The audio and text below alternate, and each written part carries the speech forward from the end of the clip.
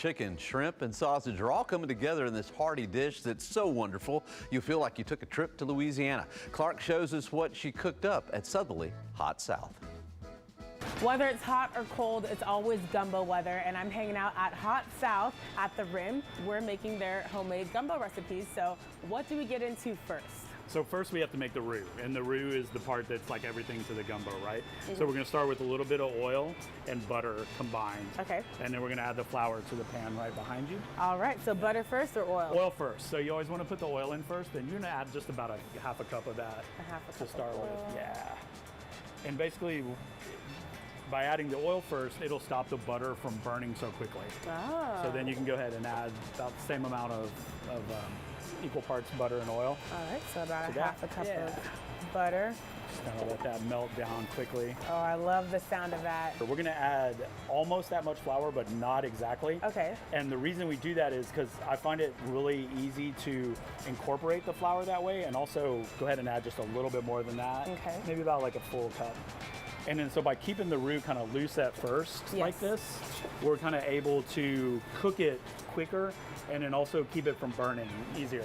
And then in the process as well, I'm gonna go ahead and just add just a little touch more. Yeah. And by keeping that roux just a little bit thinner there, when we cook it down, this will over time, about 30, 45 minutes, really start to brown, and you can kind of keep stirring that in there. Okay. And then what we'll do about after 30 minutes, when it starts to get this darker brown color, we'll add just a little bit more flour.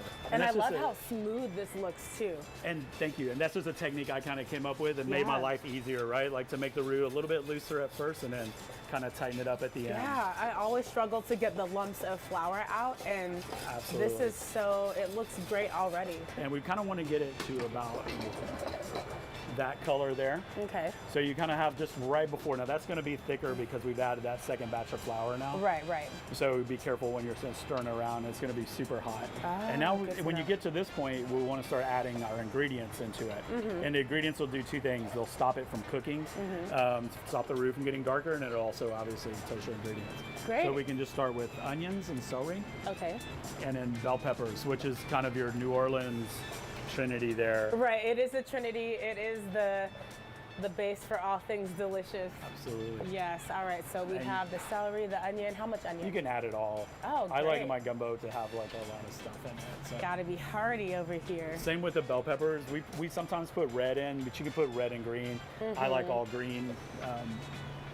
I like all green as well. But it goes both ways. So just stir that in now, and you're gonna get that like real intense kind of like aromas there of the onions kind of frying in that hot oil and butter and flour. But that's actually looking perfect right there. Oh man, it does. Oh, this is excellent. So then we're just gonna go ahead and you can add now the stock actually. So we use a dark chicken stock. For this particular gumbo. If you're doing a seafood gumbo, you can do a seafood stock, but this is kind of our version of a chicken and sausage gumbo. We do add some shrimp at the end, but... Should I add all of it? Yeah, you can go ahead and just add all of that.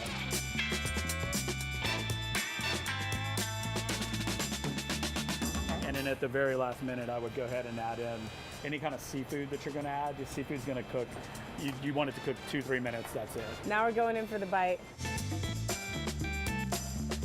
That's awesome. Where can people go if they want to learn more and make some reservations here? Definitely Southerleigh.com. It'll lead you to all our spaces. Boy, that looks good. I got to go try that out.